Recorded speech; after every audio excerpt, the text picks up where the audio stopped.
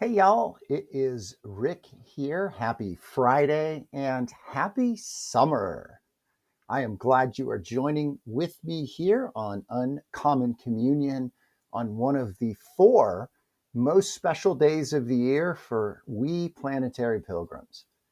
Before we talk about that and pray with that, let us remember that we are always and everywhere in the holy presence of God and each other.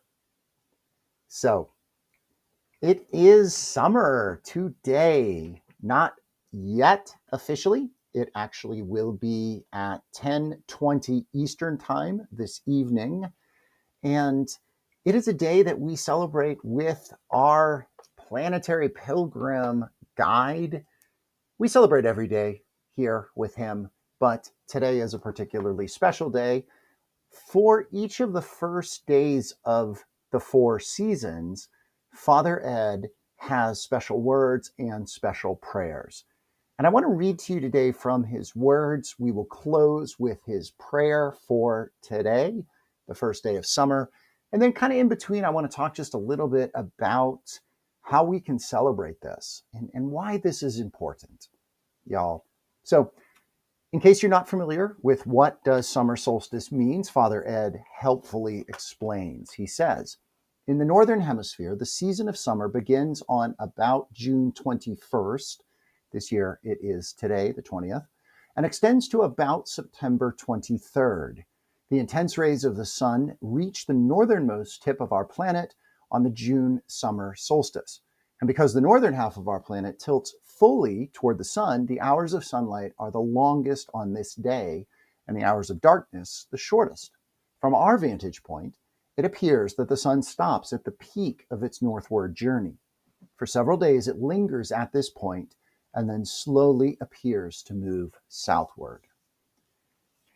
Again, you might remember, or maybe not, from your elementary, middle school science, earth science perhaps, the tilt of the Earth's axis, the 23.5 degrees tilt, is what brings us the seasons.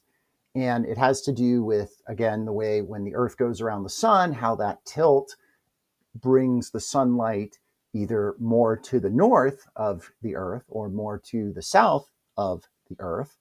And today, of course, summer solstice in the northern hemisphere, the sun is more to the north. So what that means is for folks like ourselves here in Columbus, if you're here in Columbus with me, today, because we are fairly far north in Columbus and we are also fairly far to the west in the time zone, we have over 15 hours of daylight today. And that's a lot. Today, the sun will not set until 9:05 p.m.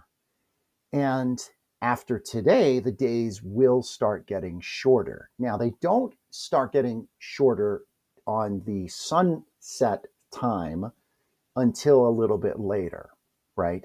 Because remember, the length of the day has to do with the time the sun rises and the sun sets.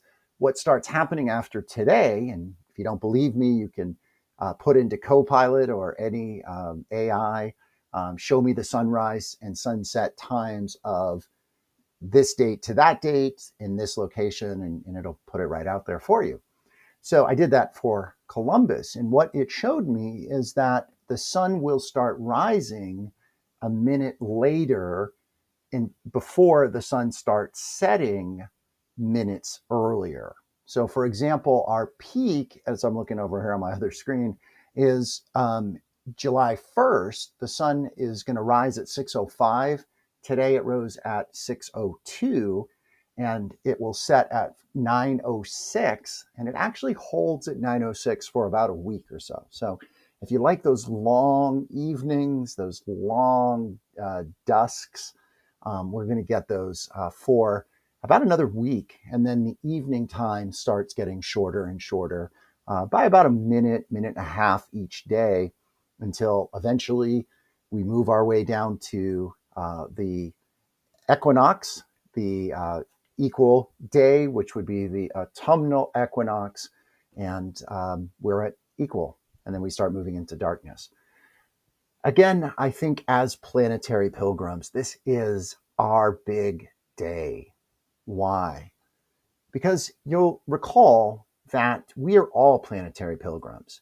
We might be on different ways, right? The way of Christ, the way of Buddha, the way of Islam, and so forth.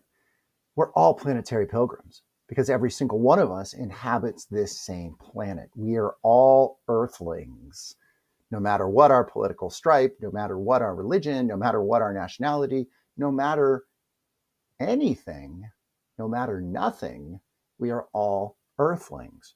And one of the things that we share is where we are in the rotation of our planet at about 66,000 miles per hour around the sun.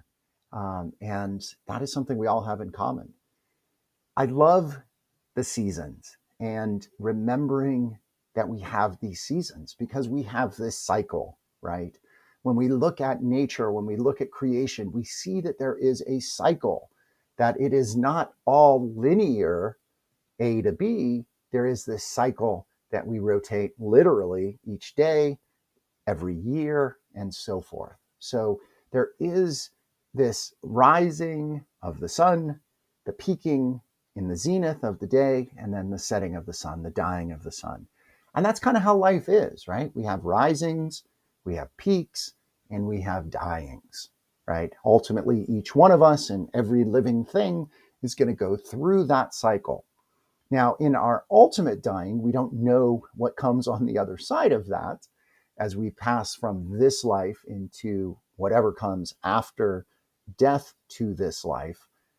That said, I think we can take comfort, we can take consolation, we can take faith and hope from this cycle, right? This cycle of the day, the cycle of the year, and the cycle of the seasons, the cycle of nature, right? Earlier this year in Advent, when I started this Substack blog, the trees were bare and I had photos of trees with no leaves and snow. Over time, I started posting photos where the buds were breaking and the leaves were coming. And now I could go out and take photos of those trees in full bloom with leaves and life and birds and squirrels and all of that. And again, that will peak and it will decline, and we will see again the cycle continue with the bareness and the apparent deadness. That's the thing, though. There is no real dead because even as that tree was bare in those photos, you can go back and see them in January and February on the Substack. Even then, when it seemed that all was dead, all was lost, it wasn't, because it was going to cycle back around. Earliest people, the earliest people, we're saying maybe as early as 7,000 years ago. We have evidence in Egypt of solar stones and solar monuments. Stonehenge is an example, but those are all over the world. Even one here not far from where I live in Ohio. It's the Serpent Mound, and it is built on the solstice. I've not been there on the solstice. I missed it again today, maybe another year, but it has special features that are evident on the solstice, the summer solstice in particular. So again, I think as we go through our days, especially today, I hope you enjoy this rich, rich sunlight. If you don't, and I know there's some folks that don't like the long light. I know that it's going to get hot, especially here where I live. Next week, temperatures are going to be in the upper 90s. It's going to be hot. It's summertime. Again, remember that we are on the downslope of this cycle. And if you like those long nights of winter, if you like those cold days, they will come. And we will remember these days of the summer and the long light and life. Again, y'all, I appreciate your being here. I want to close with a prayer, again, from our planetary pilgrim guru, our planetary pilgrim master, maestro, however you want to think of the late Father Ed. And he gives us this prayer today. He says, and it's a ritual blessing of the sun feast. I'm going to read another paragraph here because he's going to talk about himself. He's going to write about why this day is important to our ancient ancestors. He says this.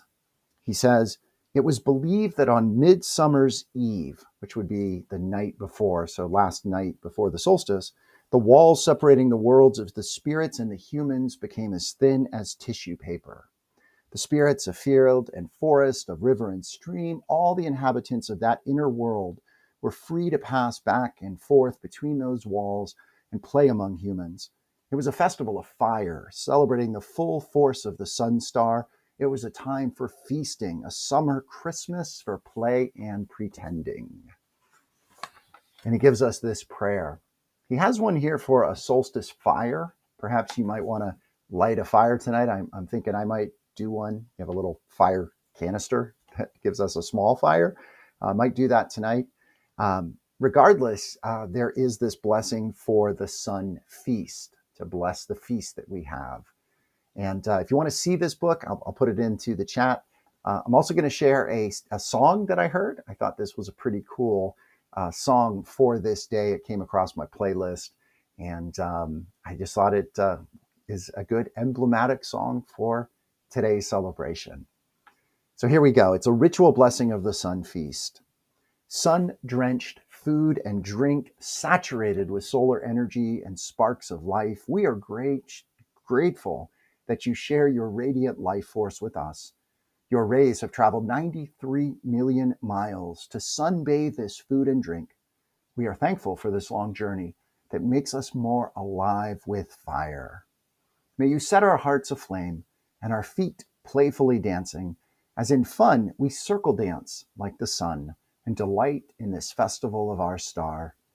Hidden light, invisible power of our sun, we acknowledge with great gratitude your gift to us of all the planets who journey with us in our solar family. Let the feast begin.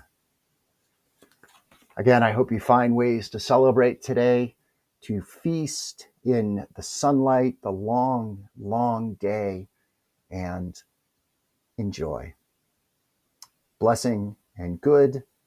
Be gentle. Be well.